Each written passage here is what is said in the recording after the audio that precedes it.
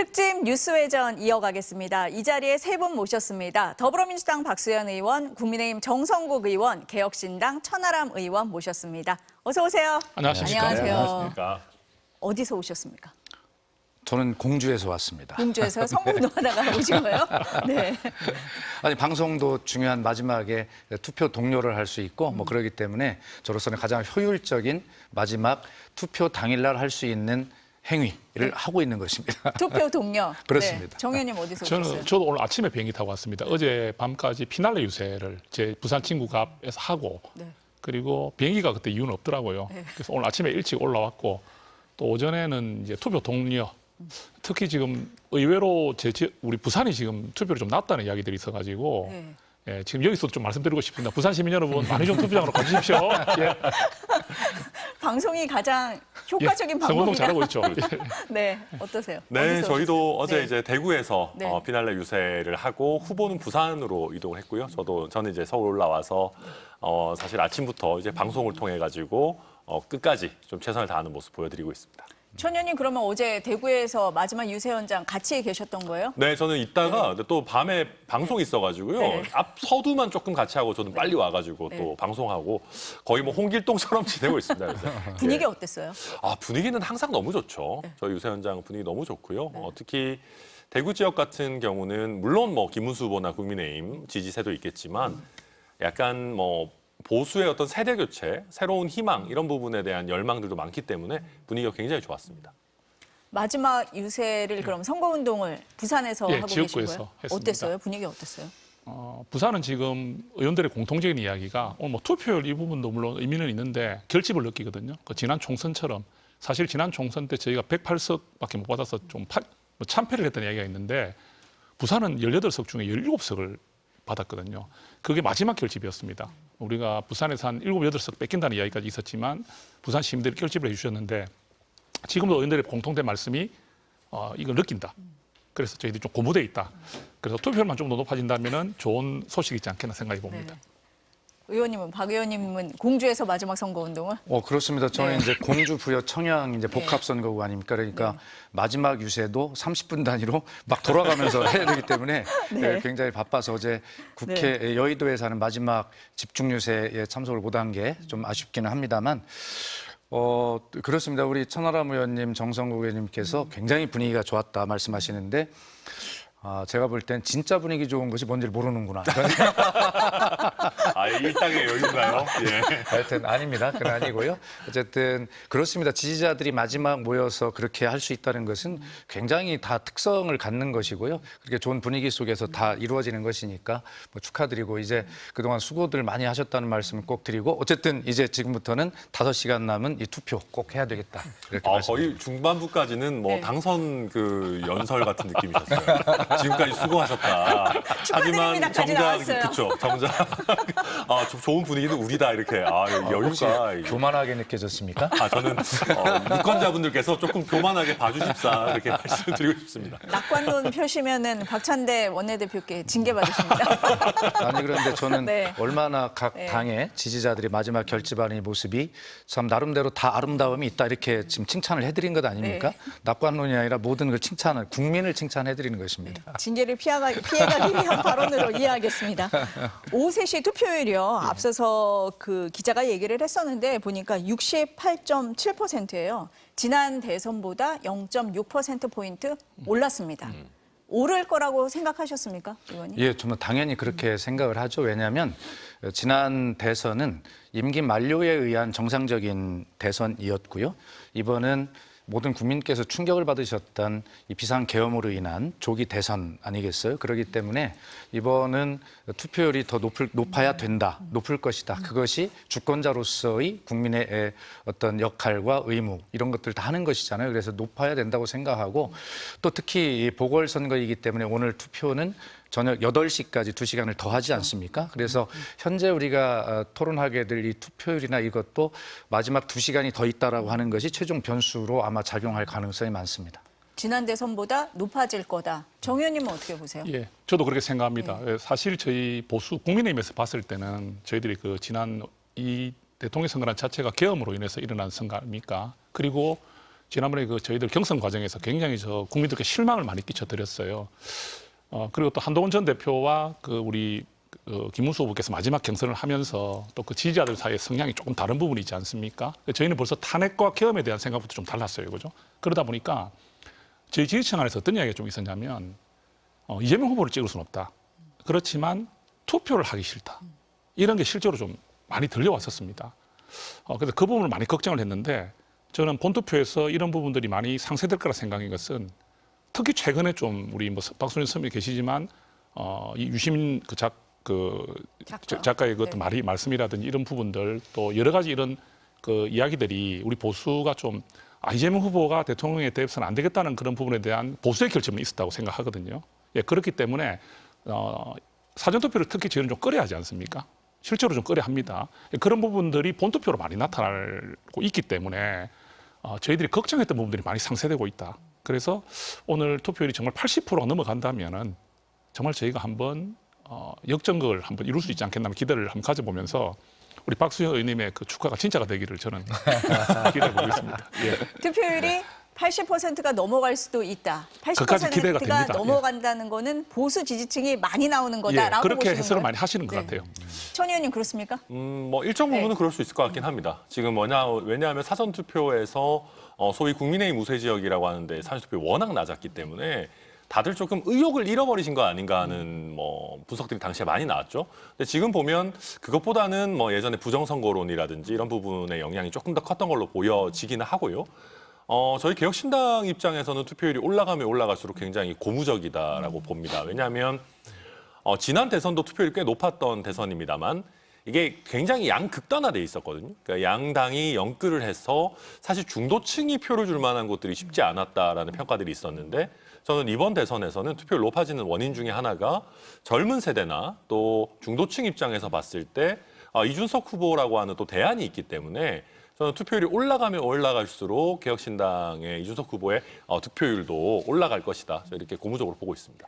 그 여론조사 분석하는 데서는 이준석 후보 같은 경우는 2030 지지층이 좀 넓잖아요. 네네. 그런데 투표는 적극적으로 안 하는 층이잖아요. 근데 그게 예전에 지난번 대선 아닙니까? 데이터도 네. 보면 네. 20대, 30대 투표율이 굉장히 많이 높아졌습니다. 그러니까 그게 높아지면 더 유리하다. 네, 더 유리하죠. 그러니까 그게 아마 20, 30대 투표율이 많이 낮았던 때가 15년, 20년 전에는 조금 그게 통용이 됐었는데 요즘은 젊은 층도 투표가 많이 하기 때문에 저는 굉장히 좋은 또 이 정도 투표율이 나온다라고 하면 20, 30대 또 직장인 투표율도 많이 올라가는 거 아니겠습니까? 사실 이번에 수요일이 아니고 화요일이기 때문에 월요일에 휴가 내시고 젊은 직장인분들이 투표를 안 하시면 어떡하나 저희 당 입장에서는 굉장히 걱정이 많았는데 이 정도 투표율이라면 그런 우려도 없을 것이다 보여집니다.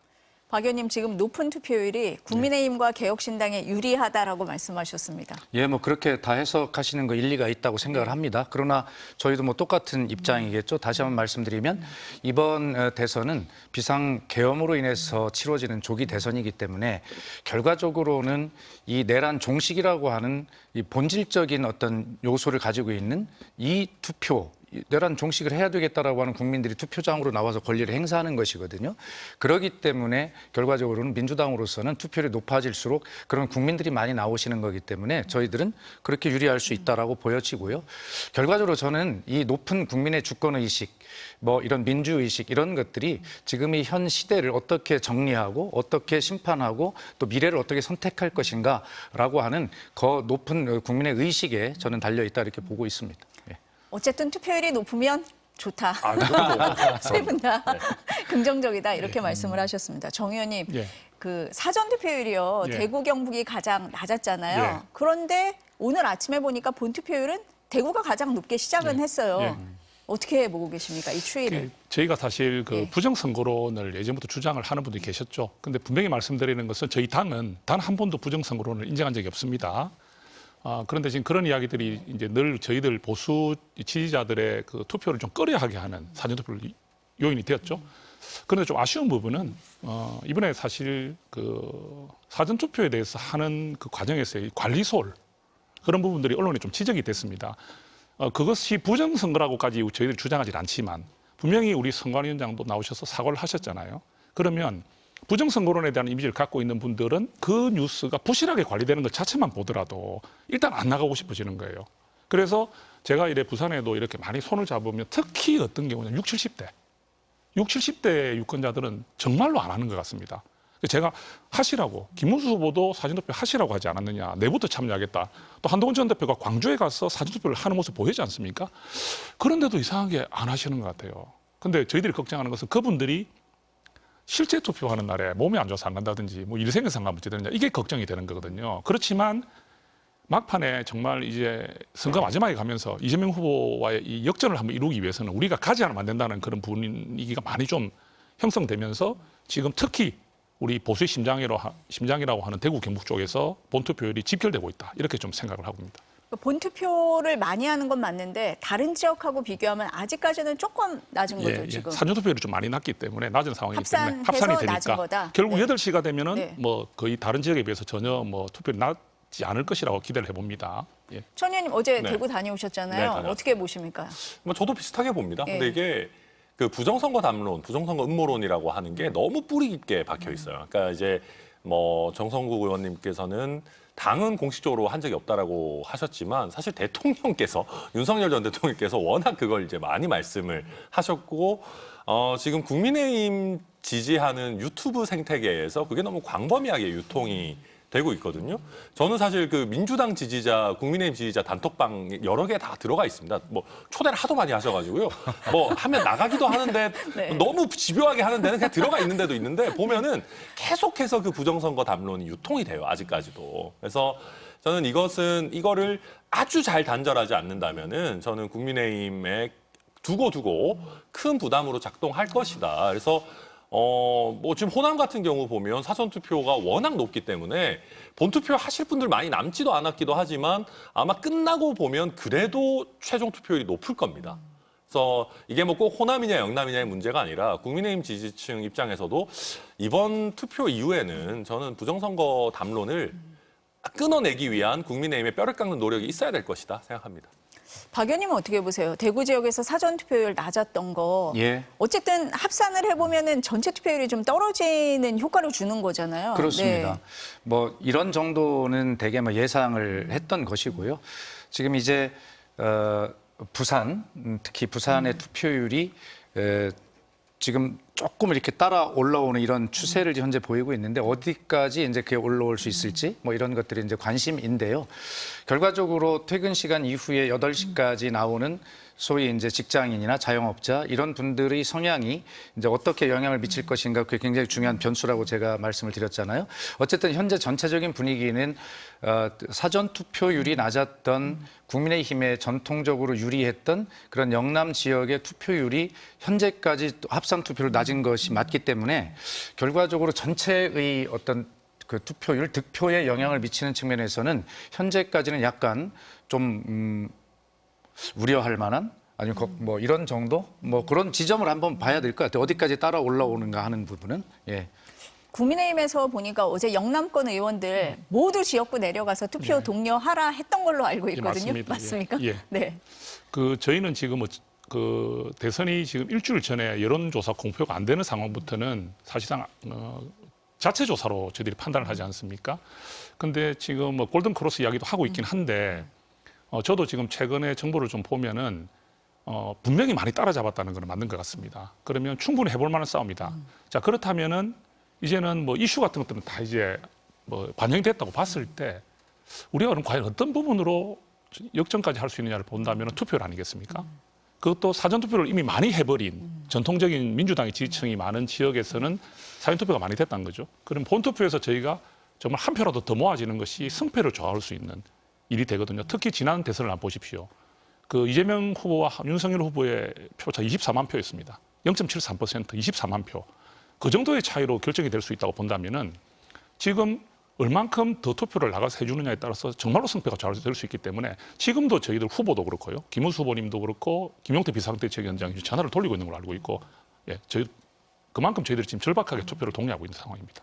일단 투표를 해야지 이길 수 있는 가능성이 생긴다. 본투표는 아무래도 네. 보수에서 많이 네. 나온다고 저희들이 조금 본다면은 그렇게 하고 있다고 생각합니다. 지금 김문수 후보, 이재명 후보는 자택에서 계신 거죠? 예, 예. 그렇습니다. 예. 이준석 후보는 어디 계신 거예요? 아마 부산에서 올라와서 지금 네. 동탄에 있을 것 같습니다. 지금쯤은 네. 동탄 오지 않았을까 싶은데요. 네. 그러니까 이준석 후보 같은 경우는 오늘 아침까지도 부산의 광안리에서 계속 투표 동료 운동 활동을 하면서 최선을 다하는 정말 젊은 패기로 몸을 갈아 넣는 선거운동 끝까지 하고요. 저도 보고 있으니까 사람이 반쪽이 됐어요. 막 뭐 진짜 너무 살도 많이 빠지고 다크서클이 거의 뭐 턱까지 내려와가지고 그런 상황인데 이제 아까 연락 왔더라고요. 이제 그 차 타고 올라온다고 해서 동탄에 있다가 아마 조금 이따 개표할 때쯤 되면 저희 당사 국회 쪽으로 이제 넘어오지 않겠나 생각합니다. 선거운동 쭉 같이 하셨잖아요. 세 분 다 굉장히 바쁘셨는데 가장 좀 인상에 남는 생각나는 일 뭐 있으세요? 천 의원님 뭐 있으세요? 저는 사실 제일 신경질 네. 났던 거는 신경질이요? 옆에서 이제 그 뭐 잘생겼다 뭐 이런 얘기 하시는 분들 있어가지고 특히 이제 저희가 뭐 좀 농담 섞어서 말씀드렸지만 실제로 저희가 이번 선거를 거치면서 가장 큰 성과 중에 하나가 이준석 후보가 예전에는 20대, 30대 여성에게 좀 인기가 없는 것 아니냐라고 하는 선입견, 뭐 내지는 일정 부분 사실인 그런 관념들이 있었습니다. 근데 이번에는 남녀보다는 어떻게 보면 좀 세대적인 이슈들, 뭐 국민연금이랄지 아니면 뭐 건강보험이나 뭐 재정 투입의 지속 가능성이라든지 이런 부분들이 쭉 TV 토론 과정에서 좀 많이 어필이 되면서 20대, 30대 여성 표심들이 굉장히 많이 올라왔습니다. 그래서 현장에서 그런 부분들이 굉장히 좀 뜨거운 반응들이 있었고 저는 어쨌든 옆에서 자꾸 잘생겼다고 하시니까 이거는 뭐 우리 후보 칭찬이긴 하지만 뭐 약간 이런 것들이 있었고요. 아니면 뭐 농담입니다만 가장 제가 인상 깊은 것은 어제 파이널 유세도 그렇고 저희가 바로 전날 주말에는 서울역에서 파이널 유세를 했는데 정말 원칙 있게 좌고우면하지 않고 약속 지키면서 완주해서 자랑스럽다. 우리 지지자들 입장에서 이준석 후보가 정치공학적으로 왔다 갔다 하지 않고 어쩌면 노무현 전 대통령이 이야기했던 그 원칙 있는 승부를 이번에 벌이고 있는 것 아니냐라고 해서 너무 자랑스럽다라고 할 때 저희가 사실 제일 뭉클하고 아마 후보도 제일 뭉클했을 거라고 생각합니다. 박 의원님은 어떤 게 제일 기억에 남으세요? 아직 이제 선거가 끝나지 않았으니까 천하람 의원께서 잘생겼다라고 지금 소개를 할 때는 그 이준석 후보가 아니라 천하람 의원 보고 잘생겼다 하는 줄 알았습니다. 그랬을 수도 있어요. 전 20, 30대 취향은 아닌 것 같습니다. 아니, 저는 사실은 오늘 겪은 일인데 그 과정이 전부 다 감동이고 다 기억에 남을 일이지만 특히 오늘 제가 서울에 딱 도착을 했는데 이 앞선 방송을 하러 가는데 어떤 그 아는 선배님한테 전화가 왔어요. 이분이 미국에 사시는 분이거든요. 그런데 LA에서 이제 오셨는데 왔다 갔다 하시죠. 그런데 본인이 저한테 제 선배님인데 여태 투표를 한 번도 안 해봤다는 거예요. 그래서 깜짝 놀랐습니다. 그런데 투표를 이번에 처음 해봤다. 이 투표를 하기 위해서 그 LA에서 비행기를 타고 온 거예요. 와서 어머님이 이제 미국에서 편찮으신 어머님이 계셔서 있어야 됨에도 불구하고 처음으로 투표를 하러 왔다. 그러면서 이 비상계엄이 나를 투표를 하러 여기까지 불렀다. 그래서 저희 공주시에 있는 한 투표구에서 5시 40분에 가서 줄을 서서 기다려가지고 1등으로 투표를 했다 이러는데 사실은 우리 그 재외 동포들께서 800km를 날아가서 뭐 투표를 했다 이런 아주 감동적인 이야기들이 많이 있지 않습니까? 주권자로서의 권리를 행사하기 위해서.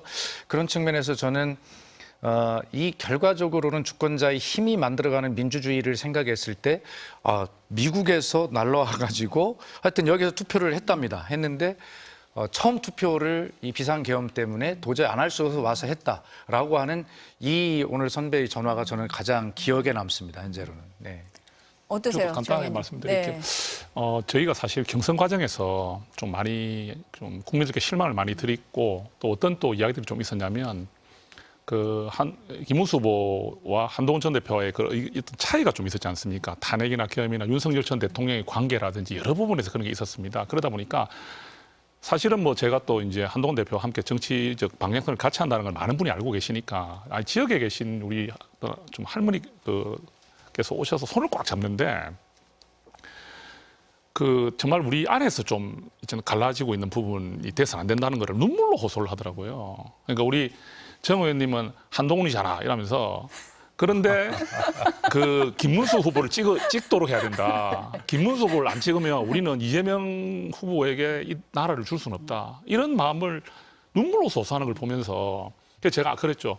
저희 마음 똑같습니다. 한데 그런 마음들이 좀 있었던 것 같아요. 우리 그 국민의힘 안에서의 좀 어떤 내분이라 하면 좀 그렇지만 투표를 하기 싫다는 마음인가 이런 게 있을 수 있겠죠. 그런데 저는 그걸 딱 보면서 아, 내가 정말 그런 모습을 우리가 보이지 않았는데도 불구하고 그런 생각을 가지는 분이 계신다면 우리가 잘못한 것이다. 그래서 사실 어제 파이널 뉴스에도 한동훈 전 대표도 가셨지 않습니까? 다 우리 모였지 않습니까? 그래서 저희는 결국 국민의힘이 마지막에는 저희들이 최선을 다했고 약간의 차이들을 다 극복하고 함께 만났다. 이렇게 좀 평가해 주시면 어떻겠나 생각합니다. 예. 어제 마지막 유세 때 김문수 후보가 한동훈 전 대표 팔을 너무 많이 잡아당겨서 그 모습이 사진에 나오기도 했던데요. 네.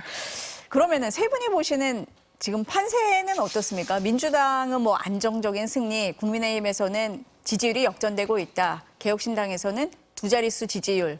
이런 얘기를 언론에서는 쓰고 있습니다. 세 분은 어떻게 보십니까? 글쎄요. 지금 안정적 승리라는 말씀을 저는 처음 들어봅니다. 그래요? 아니 이렇게 정말로 오늘까지 막 그 피가 팍 달아 없어지는 것 같은 이런 간절함으로 선거를 치르고 있는데 안정적이라는 말이. 안정적이라는 말이 어울리지 않는다. 네. 아니 실제로 그렇습니다. 실제로 저희 민주당 의원들이 함께 들어있는 이제 텔방 이런 게 있잖아요. 여기서 나누어지는 대화의 분위기를 보면 너무 무겁고 간절하고 거기에서 어떤 농담 하나를 할 수가 없어요. 그래서 그리고 저도 국회의원으로서 이번처럼 이 국회의원들이 정말 자기 선거 이상가도록 이렇게 모든 노력을 다하는 선거는 처음 봤습니다. 아마 그런 것 같아요. 민주당의 입장에서는 이 비상계엄으로 무너진 나라 민주주의 이것을 되살려야 하는 책임이 그래도 제1당인 민주당에게 가장 큰 책임이 있지 않느냐라고 하는 그 엄중한 책임감을 느끼기 때문인데요. 그래서 지금 아까 우리 정성호 의원님께서 말씀하실 때 골든 크로스를 지금 언급하고 계시잖아요. 이런 와중에 어떻게 안정적 승리가 되겠습니까? 그래서 저희는 지금 거의 뭐 차이를 좀 좁혀오고 있는 것 아닌가라고 하는 아주 그 긴장감을 가지고 마지막까지 모든 국회의원들이 또 모든 관계자들이 그렇게 투표 동료를 하도록 하고 있는데 저는 깜짝 놀란 게 국민의힘이 오늘 바로 전 국회의원들에게 지역구에 내려가서 다 투표 동료를 해라 이런 지시를 했다고 하는데 그걸 이제 하셨습니까? 저희는 벌써부터 하고 있습니다. 예, 그 제가 이제 그 저희들은 사실 이제 그 골든 크로스란 표현을 쓰긴 썼는데 지금 사실 이제 냉정하게 좀 분석을 해보면 저도 어제 저희 김동태 비상 대책위원장이 제 지역구를 왔었어요. 와가지고 또 점심을 같이 먹었었는데 뭐 골든 크로스란 단어를 쓰진 않았지만 확실하게 이 지금 상황이 충분한 승산이 있는 상황으로 간다. 그 자체 여론조사를 이야기할 수 있지 않습니까? 공개는 할 수 없지만 저도 보면은 분명히 저희가 여론조사 공표 전에는 한 8에서 10% 정도 지는 쪽으로 많이 나왔지 않습니까? 근데 그게 선거는 관심이 있을 때 표가 달라지는 거거든요. 그러니까 공식 선거 운동도 20일 중에서 선거와 가장 가까운 일주일이 정말 영향을 많이 미치고 또 한마디 한마디의 이슈가 커집니다. 그러니까 이게 선거가 공식 선거운동 되기 전에 뭐 유시민 작가가 그런 말을 했다면 그것은 큰 영향을 미치지 않는다고 봐요. 그런데 그 이재명 후보 장남의 그 500만 원 벌금형이라든지 또는 유시민 작가의 발언이라든지 또 그 최근에 있었던 이재명 대표의 대법원 그 어떤 기각에 대한 어떤 본인이 말을 들은 건 아니지만 그런 이야기가 오한적이 있다는 그런 표현들은 사실상 어떻게 보면 국민들이 가장 관심이 클 때 그런 이슈가 나왔다는 것이죠. 그러면 어떤 일이 벌어지냐. 전통적 지지층은 결집을 하지만 우리가 말하는 중도층에서 봤을 때는 아 정말 이재명 후보가 대통령이 됐을 때 이 완전한 1인 3권을 다 가지는 것에 대한 우려들을 아 정말 5년 동안 아무런 견제 장치가 없는 것 아니야? 이런 불안감이 안 올 수가 없는 거죠. 그런 데 대한 저희가 집중을 많이 했거든요. 그러니까 이재명 후보에 대한 공격도 있지만 그거보다는 3권을 다 가지는 데 대한 두려움을 저희는 표현을 많이 했었어요. 저도 연설할 때 그 이야기를 제일 많이 했습니다. 근데 그런 말을 듣는 분들이 실제로 봤을 때 맞다. 왜 우리 자유민주주의가 3권을 이야기할까? 그렇다면은 입법권을 확실히 장악하고 있는데 행정권까지 다 가져가는 것. 그리고 사법부가 지금 재판을 연기하고 있는 이런 부분들은 정말로 지금 한 사람의 1인 독재 정치가 되지 않느냐는 우려는 안 할 수가 없는 거거든요. 그러면 합리적인 유권자들이 마음을 돌려줄 수 있을 것이라는 기대가 있는 것이죠. 그래서 저는 지금 우리 박수현 선배님 긴장하고 계신다는 거 공감하고요. 민주당도. 저희 국민의힘도 지금 마지막까지 정말 마지막 그 한 줄까지 잡기 위해서 최선을 다하고 있다. 저도 지금 이 방송 끝나고 나면 또 전화기를 잡아야 되지 않겠습니까? 이런 마음입니다. 예. 그러니까 여론조사 공표가 안 되는 기간 동안에 있었던 이런 이슈들이 지지율을 움직였다. 예, 움직일 수 있는 왜 제일 선거 임박했을 때 터지는 이슈들은 영향을 미친다고 저는 보기 때문입니다. 이렇게 보신다. 예. 천 의원님은 어떻게 판세 보세요? 뭐 네. 우선 일단 마지막까지 최선을 다하는 거는 모두가 다 마찬가지일 거고요. 그러니까 지금 실제로 여론조사 공표금지 기간 들어오고 나서 여러 이슈들이 터졌던 건 맞습니다. 뭐 짐 로전스 논란이라든지 뭐 많은 것들이 터졌기 때문에 유동성은 상당 부분 있을 것이다라고 보긴 하고요. 다만 이제 양쪽 다 악재들이 많이 터졌던 것 같아요. 뭐 국민의힘 입장에서는 자꾸 윤석열 전 대통령이 등장하시고 김건희 여사랑 같이 뭐 탄핵 당하시고 직후에 투표까지 박근혜 전 대통령 하셨는지 저는 잘 모르겠습니다. 제 기억에는 좀 뚜렷하지 않은데 계속 그런 악재들이 노정되고 뭐 정광훈 목사 집회 나가서 뭐 대독으로 지지 성명이 나오고 그러니까 양쪽이 다 좀 악재들이 쌓여 있지 않았나. 저희 아전 인수격으로 하자면 그런 거 자유로운 우리 이준석 후보에게 좀 많이 막판에 표가 쏠렸으면 좋겠다는 아전 인수격인 생각도 하고요. 그러니까 저희는 그렇습니다. 당연히 최후의 최후까지 승리를 위해서 뛰는 것이고 저희가 여론조사 공표금지 기간에 이제 10% 언저리, 뭐 11%, 12% 언저리의 데이터들이 많이 나왔었는데 그런 것들을 보시는 많은 국민들께서 조금 더 힘을 실어줘야 되겠다. 지금 1당과 2당이 서로 굉장히 양극단의 정치를 펼치고 있는 상황 속에서 한국 정치 변화를 위한 어떤 미래를 위한 투자, 홍준표 시장이 얘기했던 시드머니를 조금 더 확실하게 줘야 되겠다라고 하는 국민들의 좀 생각들이 있지 않으실까. 그게 결국 뭐 정치 개혁 또 어떻게 보면 작게는 보수 진영 변화에 굉장히 중요한 마중물이 되지 않겠는가 저는 그렇게 생각합니다. 이번 선거를 보면서 이제 그래도 좀 한 말씀 꼭 드리고 싶은 것은 국민들의 눈높이에는 굉장히 못 미치는 대선 캠페인 아니었냐 이런 생각을 해봅니다. 지금 여론조사 공표 금지 기간에 들어서서 많은 이제 유동성이 있다라는 취지의 말씀들을 이제 하시는데 사실은 역대 어떤 선거를 보더라도 후보 등록 당시에 공표된 여론조사와 그다음에 여론조사 공표 금지 기간 들어가기 바로 직전까지 공표된 여론조사 이 여론조사의 결과가 최종 결과와 거의 일치하는 그런 양상을 계속 보여왔습니다. 그렇기 때문에 그 최근에 선거일을 얼마 앞두고 터지는 각종 이슈라고 하는 이런 것들은 국민의 눈높이에 볼 때는 왜 우리가 대통령 선거를 하는지에 대한 근본적인 물음을 던지지를 못하는 거예요.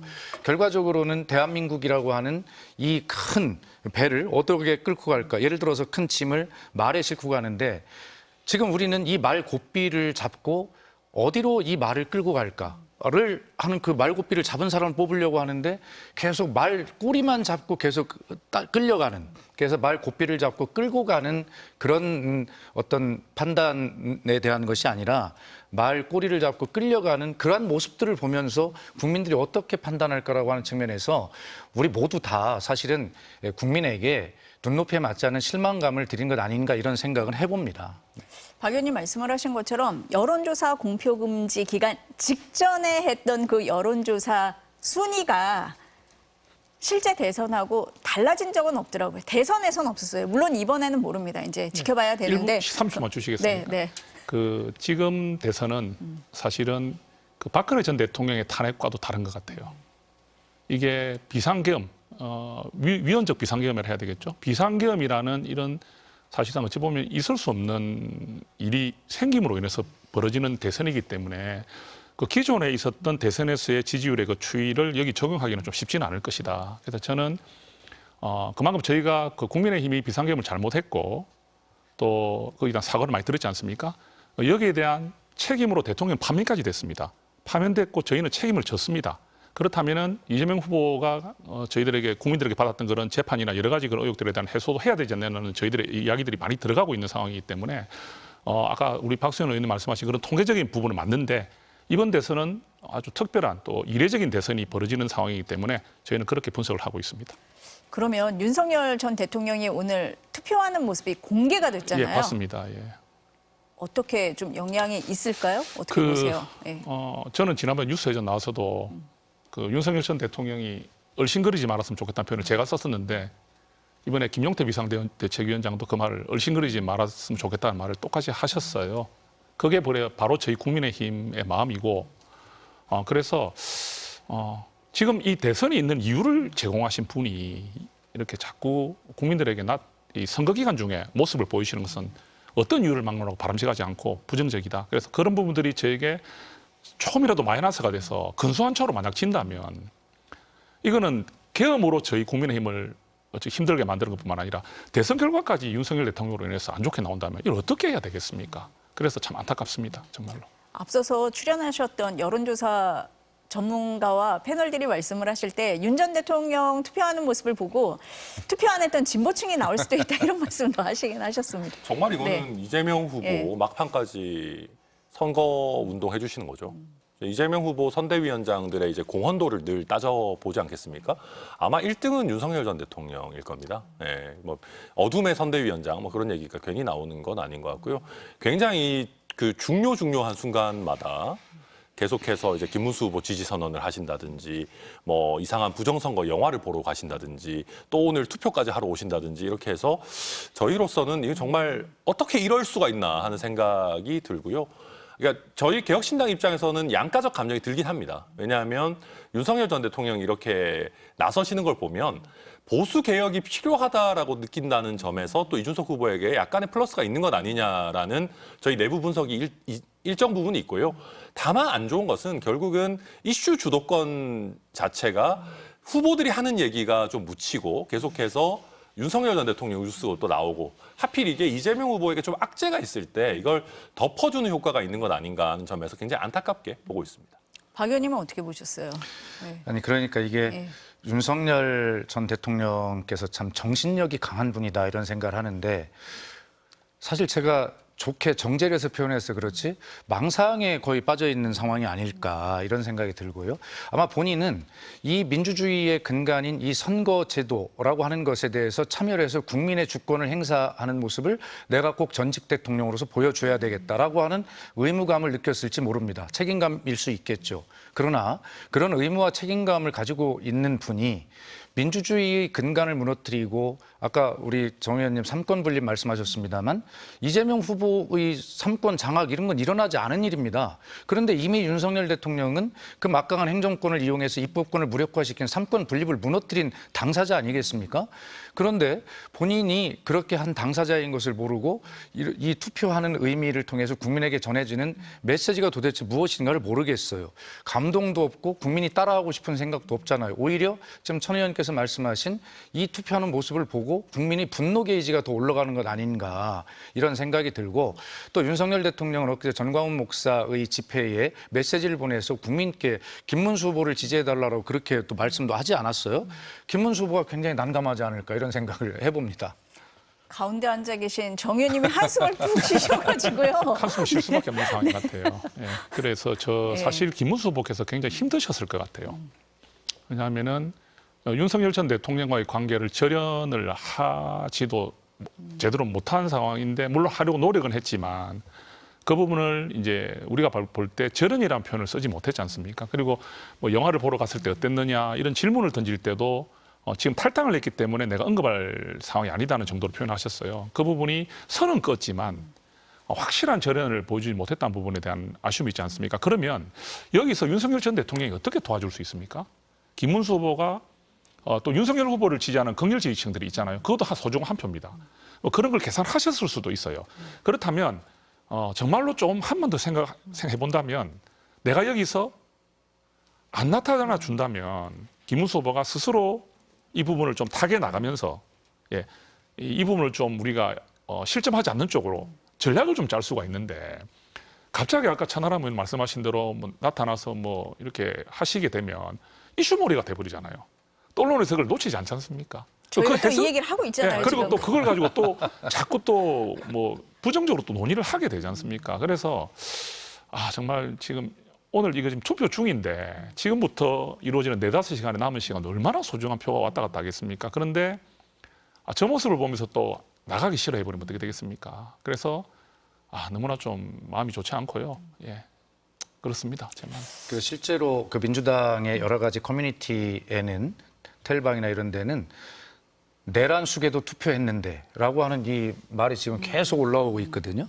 뭐 그런 측면에서 보면 어떤 정당의 이해나 뭐 이런 것들이 유불리를 떠나서 이 모습 전체를 바라보는 국민들께서 정치를 바라보는 어떤 그런 시선이 점점 더 정치에 대한 혐오와 실증과 신뢰를 떨어뜨린 이런 모습으로 작용을 하고 있는 거 아닌가라는 생각이 듭니다.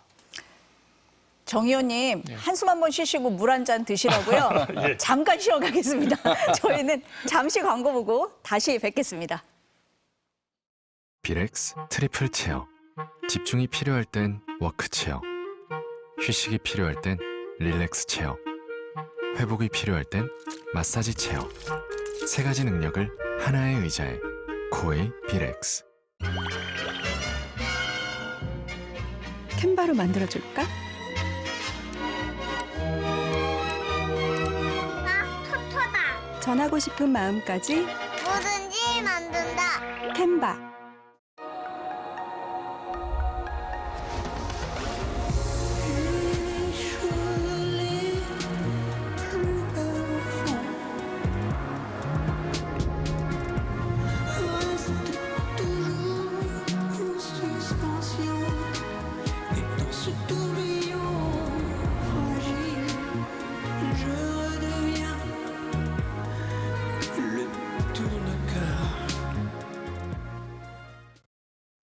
네, 다시 돌아왔습니다.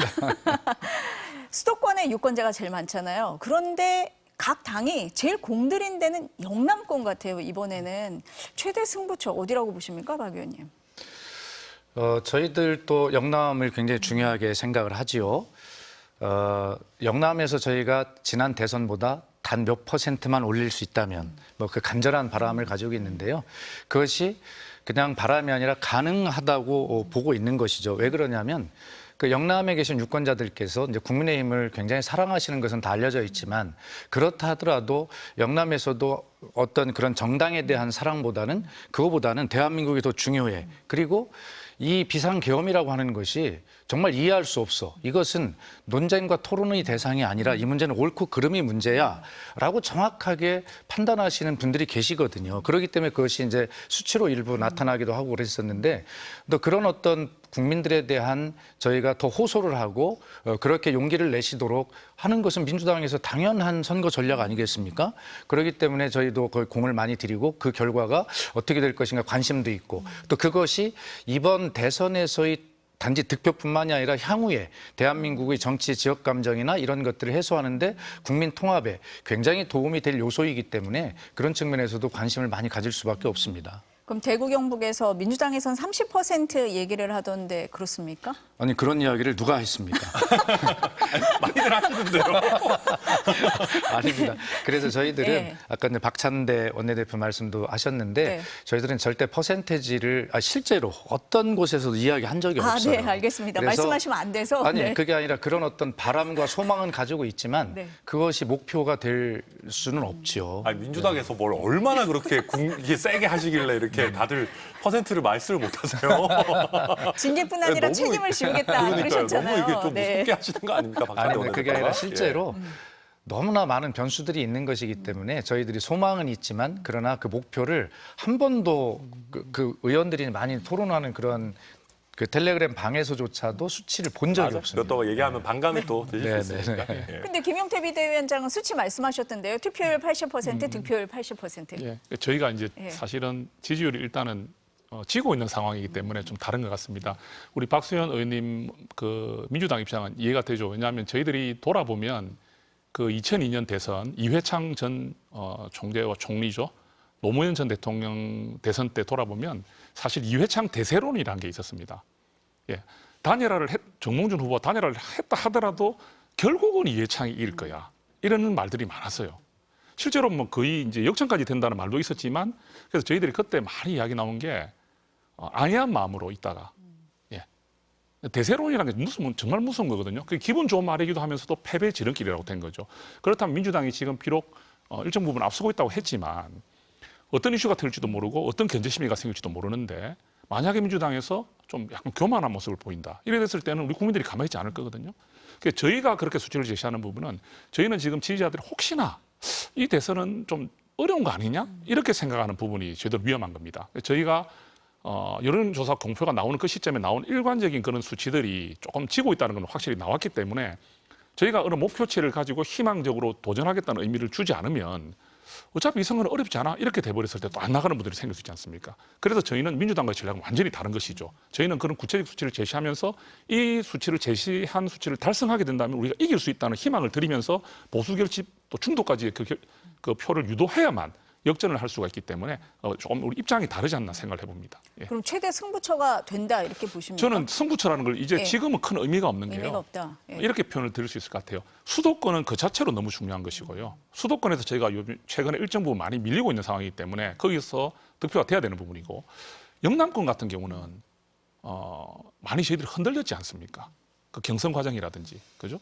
또 탄핵이나 그런 데 대한 입장도 다르고 그래서 이런 부분들에 대한 차이를 극복하고 우리 안에 있는 표부터 먼저 확실히 잡아야 된다는 게 있기 때문에 지금은 저희들이 상당히 다 해야 되는 그런 어려운 선거입니다. 제 입장에서는. 예. 모든 곳이 승부처다. 예. 개혁신당은 정말 대구에 공을 많이 들이지 않았습니까? 네. 예. 실제로 저희가 선거 캠페인을 시작하면서 초기 지지율을 만들어 주신 곳도 대구고 저희 어제 피날레 유세도 했습니다만 그러니까 이준석 후보가 이야기하는 메시지는 간명합니다. 이재명 후보와 상대했을 때 승리의 경험을 가지고 있는 정치 지도자 레벨에서는 사실 이준석 후보밖에 없는 것 아니냐. 특히 3, 4년 전에 이준석 후보가 대구에서 국민의힘 당대표 선거에 나가면서 탄핵의 강을 건너자라고 했던 거에서 바람을 만들어 주셔가지고 그 후로 대선, 지선, 전국 단위 선거를 이기는 승리를 만들어냈다. 그래서 그런 승리의 경험을 계속해서 이어가 보자라고 하는 메시지를 저희 계속해서 드리고 있고요. 반면에 김문수 후보 같은 경우에는 사실 2016년에 대구에서 국회의원 출마를 하셨다가 사실 수성갑을 갑자기 험지로 만드시면서 낙선하신 대구 시민들의 어떤 외면을 받은 경험이 있는 분이기 때문에 저희는 그런 걸 좀 부각을 시켜야 되겠다라고 말씀드리고 있고 제가 어제 그 피날레 유세에서 이준석 후보 한 것 중에 되게 공감됐던 게 동물농장 얘기를 갑자기 하더라고요. 거기 보면 비버가 있는데 비버가 이제 댐을 짓지 않습니까? 이제 본인과 이준석 후보와 김종인 위원장 같은 분들이 열심히 댐을 지어 놓으면 윤석열 전 대통령 같은 사람들, 부정선거 얘기하는 사람들 같은 사람들이 댐을 계속 무너뜨려가지고 계속해서 보수 진영이 앞으로 나아가지 못하고 퇴보하게 된다. 그래서 이제는 그 댐을 본인이 영구적으로 단단하게 지어야 되겠다. 남을 돕는 게 아니고 그 얘기를 하는데 저는 되게 공감이 갔던 게 격전지가 대구 경북이다 이 얘기하고 있는 것 자체가 보수 진영이 일정 부분은 망한 겁니다. 퇴보한 겁니다. 예전에 이준석 후보, 김종인 위원장이 있을 때는 사실은 호남으로의 확장을 이야기하고 수도권에서도 압승을 거두겠다라고 갔었는데 점점 퇴보한 게 사실이거든요. 그래서 저희 개혁신당 입장에서는 이 퇴보하고 있는 현실을 뒤집으려면 국민의힘이 아니라 이준석 후보와 개혁신당을 선택해 주셔야 된다라는 걸 대구 시민들께 말씀드리고 있습니다. 부산, 울산, 경남은 어떻게 보세요? 개혁신당에서는? 저희도 부울경도 사실 굉장히 중요하고요. 특히 그러다 보니까 이준석 후보 오늘 아침까지도 부산에 있다가 올라오는 상황인데 사실 부산, 울산, 경남은 보수 진영 내에서의 표 분산도 분산이지만 민주당세가 굉장히 많이 올라와 있는 상황입니다. 그러다 보니까 부산 지역은 특히 지금 아무도 장담할 수 없는, 아무도 낙관적으로 생각할 수 없는 판세로 접어든 것 아닌가 저희 그렇게 보고 있습니다. 부산 지역구이신 정 의원님. 저는 부산 부울경이 결집해 준다고 확신을 하는 이유가 아까도 말씀드렸는데 작년 총선에서 제가 직접 겪었는데 저희들 사실 대통령실에서 여러 실착을 하면서 지지율이 많이 요동쳤지 않습니까? 저도 사실 위협을 많이 느꼈습니다. 정말 낙선하는 거야? 영입대화가 낙선하는 거야? 굉장히 그랬는데 그래도 결국 결과를 보면 부산은 18개 중 17개 의석을 차지했고 부울경은 40석 중에 34석을 가져갔거든요. 그래서 지금도 물론 저희들 보수에 실망한 부분들, 윤석열 전 대통령이나 우리 국민의힘에 실망한 표심들이 투표장으로 안 나가는 이런 데 대한 우려도 있지만 지금 저희가 지금까지 계속 호소드린 것 같이 모든 권력이 다 이재명 대표 한 분에게 5천만 국민이 어떻게 한 명에게 권력을 다 줄 수 있느냐는 그런 호소가 먹히면서 지금 부울경도 결집해 준다고 생각하거든요. 그래서 오늘 투표를 보면 알겠지만 부산, 울산, 경남도 전통적인 보수 강세 지역이라고 보기 때문에 민주당이 많이 접근은 했지만 아직까지도 일정 부분 차이가 있습니다. 그래서 오늘 저희는 좋은 결과가 있을 것이라고 생각을 합니다. 민주당에서 어떻게 보세요, 이 지역을? 아니 어렵게 보죠. 저희 이렇게 모두 그렇습니다. 그런데 그래도 좀 희망을 갖는 것은 뭐냐면 사실 제가 뭐 불경, 대구, 경북, 그다음에 부산, 울산 이 지역의 민심을 아는 것처럼 말씀드리는 것이 너무나 송구스럽지만 부산에 가보니까 이런 말씀들을 많이 하세요. 부산에 정말 부산이 다른 이름이 대단히 송구스럽지만 노인과 바다다. 뭐 이렇게 이야기를 하시는 거 보면서 가슴이 너무 아팠는데 그만큼 지역 경제가 어려워지고 고령화가 심해지면서 새로운 어떤 그 탈출구를 만들어내야 되는데 그것이 사실은 그 산업은행의 이전이라고 하는 그런 어떤 것들이 있었잖아요. 가덕도 신공항의 건설이라든가. 근데 이런 것들이 윤석열 대통령이 직접 공약을 하고 약속을 한 것임에도 불구하고 임기 기간 중간 잘 되질 않았어요. 그런데 김문수 후보께서 이번에 또 부산 그 산업은행의 부산 이전을 또 공약을 하셨는데 아니 대통령 공약한 대통령이 임기 중에도 못한 것을 예를 들어 이재명 후보가 대통령이 된다면 거기서 할 수 있을 것 같냐라고 하는 더 힘든 생각을 할 수밖에 없잖아요. 이런 측면에서 저희도 이재명 후보도 여기에 부산의 동남투자은행의 설립으로 북극 항로의 출발점으로서 거기에 어떤 특화된 여러 가지 그 해양 산업이나 관련 산업을 위한 맞춤형 이런 어떤 은행의 설립을 함으로써 그냥 머릿속에 막연하게 있는 산업은행의 이전보다는 결과적으로는 실현이 가능한 동남투자은행의 설립 등을 통해서 이 해양 도시로서의 기반을 또 북극 항로의 출발 도시로서의 새로운 기반을 마련해야겠다라고 하는 그러한 실현 가능한 공약을 저희가 말씀드린 것도 바로 이렇게 어려운 부산의 경제 상황이나 이런 것들을 정말 대한민국의 제2의 수도 같은 그런 도시로 위상을 찾아드려야 되겠다라는 그런 생각을 말씀드리는 것도 사실은 굉장히 이 지역이 중요하면서 저희가 그만큼 또 어려운 지역이고 그런 어떤 이해 관계보다는 실제로 이렇게 정말 힘들어하는 부산 지역의 이 민심에 어떻게 우리가 답할 것인가라고 하는 그런 굉장히 좀 연구에 연구를 거듭하고 고민한 흔적들을 이번에 말씀을 드리고 있는 이유도 바로 그런 이유라고 말씀드리겠습니다. 지역은 그렇고 연령대는 어떻습니까? 요즘은 2030, 6070 딱 나누기가 힘든 것 같아요. 개혁신당에서 제일 많이 느끼실 것 같은데요. 네, 그렇습니다. 예. 왜냐하면 사실은 한 세대가 뭐 모두 비슷한 정치적 성향 가진다는 것도 뭐 이상한 일이죠. 우리가 좀 어떻게 보면 우리가 정치적으로 분석하기 위해서 좀 편의상 나누는 부분들이 그런 면도 있지만, 있죠. 네, 네. 근데 저희 개혁신당 같은 경우 어쨌든 20대, 30대에서 높은 지지를 받고 있는 건 맞습니다. 그것이 단순히 이준석 후보가 물리적으로 젊기 때문인 것도 있겠지만 그것보다는 20대, 30대가 갖고 있는 위기감을 좀 공유한다고 생각합니다. 이게 우리가 국민연금 이슈에서나 아까도 말씀드렸죠. 뭐 여러 어떤 재정적 이슈들, 건강보험의 지속 가능성 이런 것들 보면 지금의 젊은 세대들은 약간 근거 없는 낙관론을 접하면 반감이 듭니다. 예전 같으면 우리 사회가 그냥 당연히 계속해서 고속성장, 우상향할 거다. 그러고 우리가 여러 어떤 빚이나 부채, 어떤 책임들을 후속 세대에 넘기더라도 어떻게든 되겠지라고 하는 생각들이 있었어요. 근데 지금 젊은 세대들은 인구도 급속하게 감소하고 대한민국의 저성장 기조가 지금 거의 뭐 굉장히 좀 굳건해진 상황 속에서 우리의 미래가 우리 윗세대 이상으로 좋아질까라고 하는 걱정들이 있습니다. 그래서 약간 지금 있는 대한민국의 자산을 펑펑 쓰겠다라고 하면 걱정부터 되는 게 사실이거든요.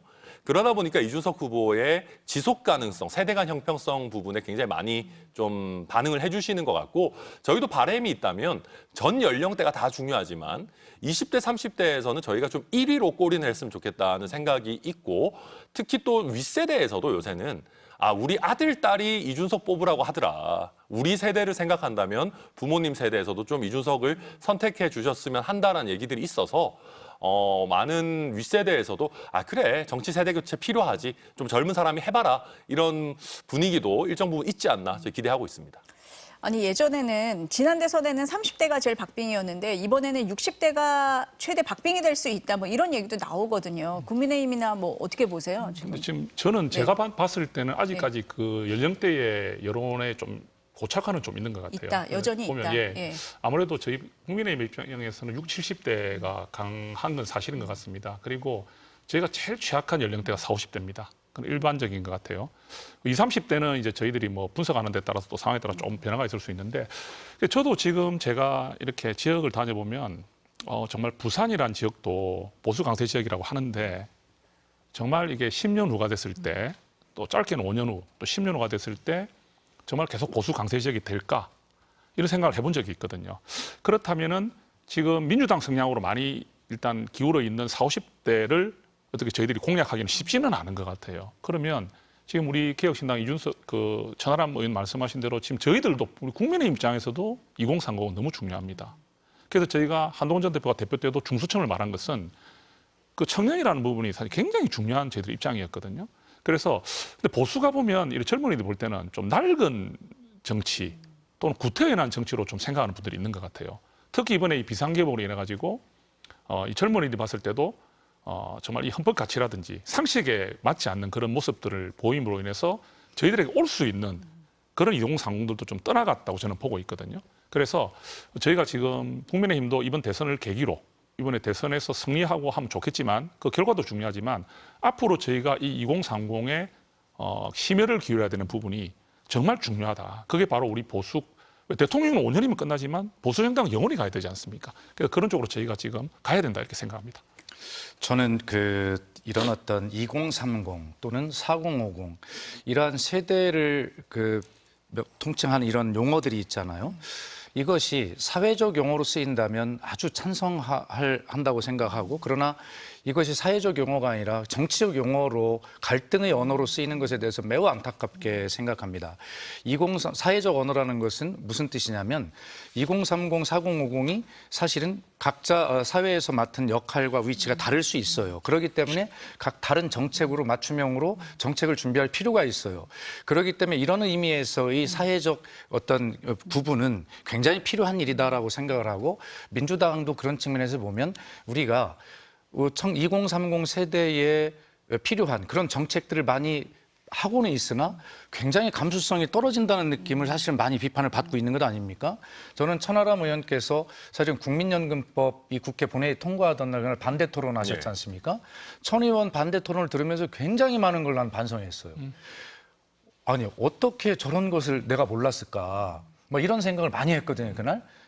그러면서 민주당이 소위 어떤 자유, 평등 이런 것들을 위해서 큰 태제를 가지고 싸워오고 많은 또 성과를 낸 것도 사실이지만, 이제는 굉장히 그 디테일한 다양한 주제들을 가지고 세밀하게 감수성 있게 접근해야 되는데 그런 것들이 이미 우리가 좀 늦고 있구나 이런 생각을 많이 하는데, 다시 말씀드리면 오늘 우리가 이야기하는 2030이든 4050이든 그런 어떤 정치적 의미, 분열의 의미의 세대가 아니라 이제부터는 그 사회적 의미의 용어로 우리가 함께 참 자세하게 들여다봐야 되는, 그러면서 그것을 통해서 세대 간 통합이 이루어지는 뭐 이러한 어떤 것들로 계속 나아가야 되겠다라는 그런 반성을 이번 대선을 치르면서 더욱 하게 됩니다. 예.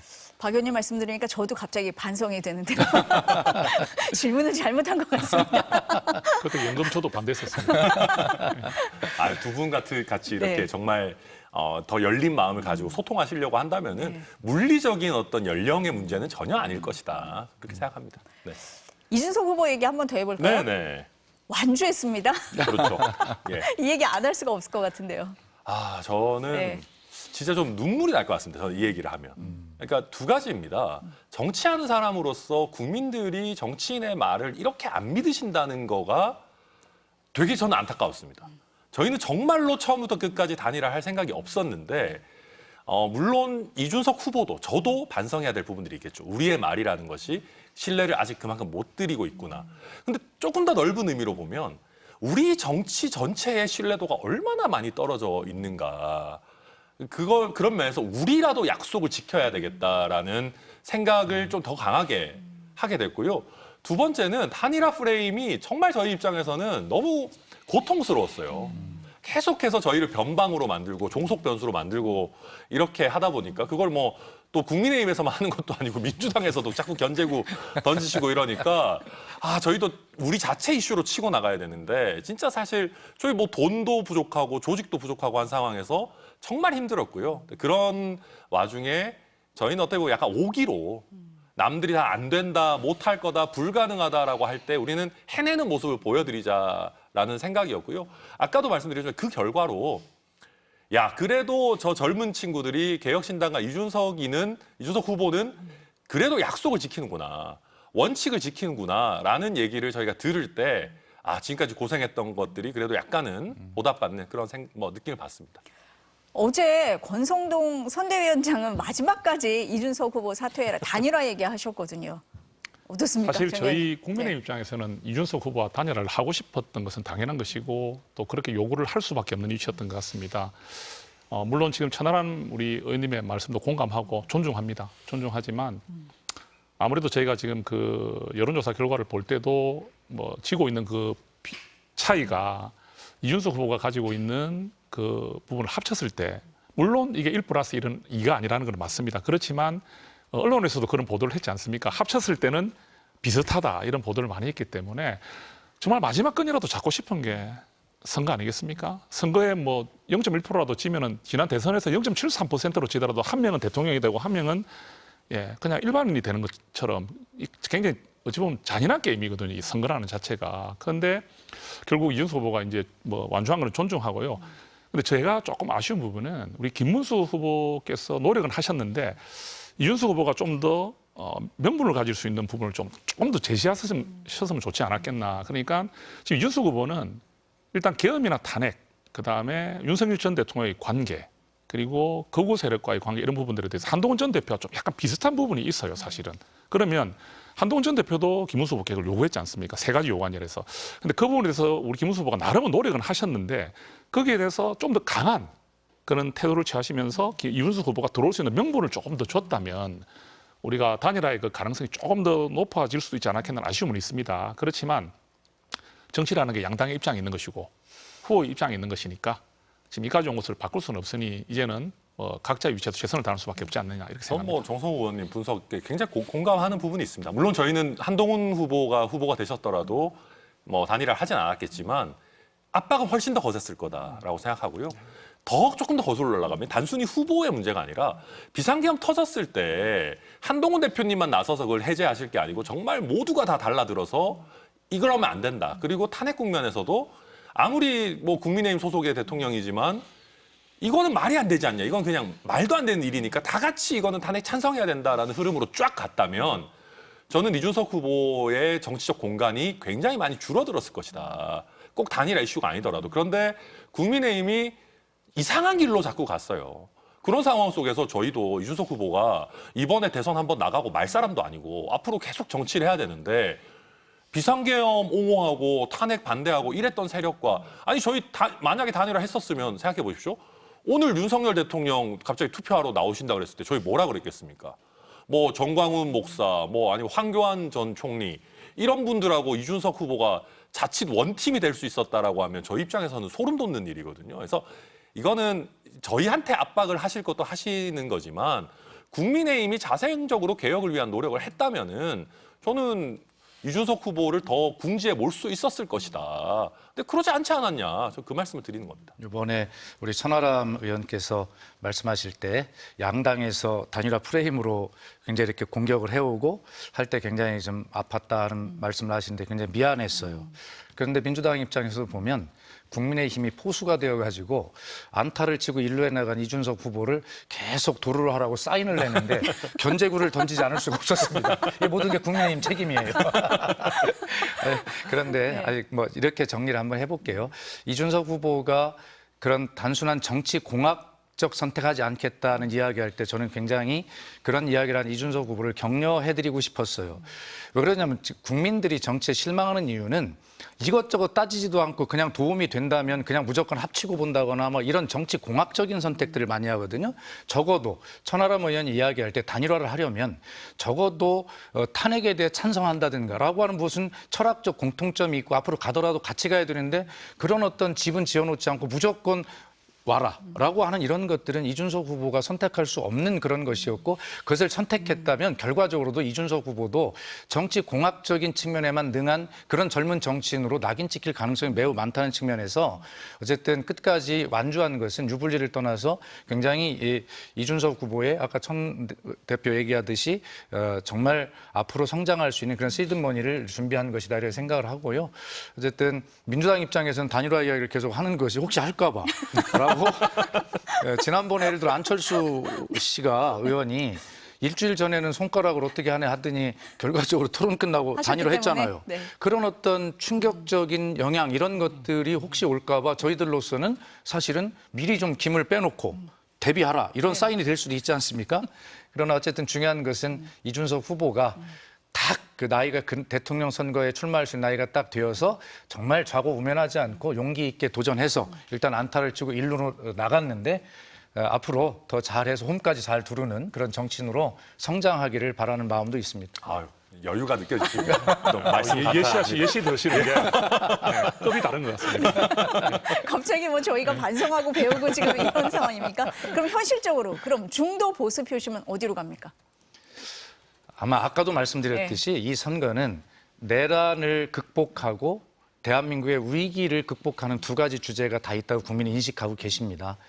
특히 이 내란이라는 측면에서는 논쟁이나 토론의 문제가 아니라 이 문제는 옳고 그름의 문제를 명확하게 알고 계십니다.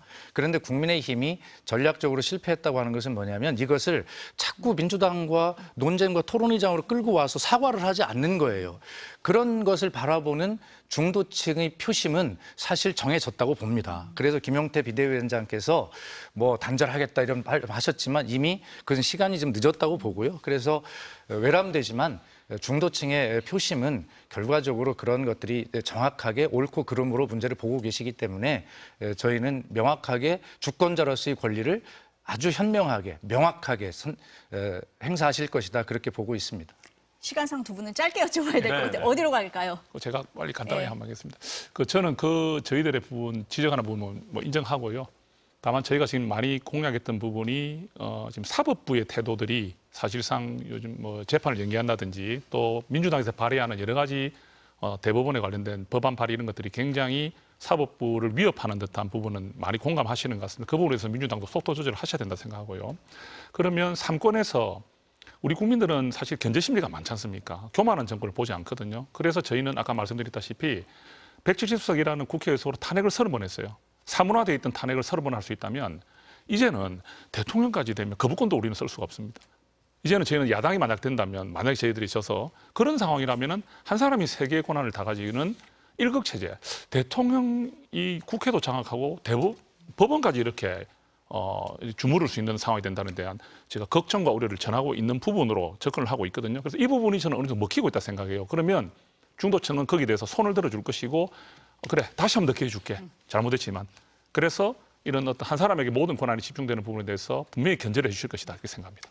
저는 짧게 이준석 후보에게 중도 보수 표심 많이 올 거라고 생각합니다. 사실 보수 개혁의 시드머니이기도 하고요.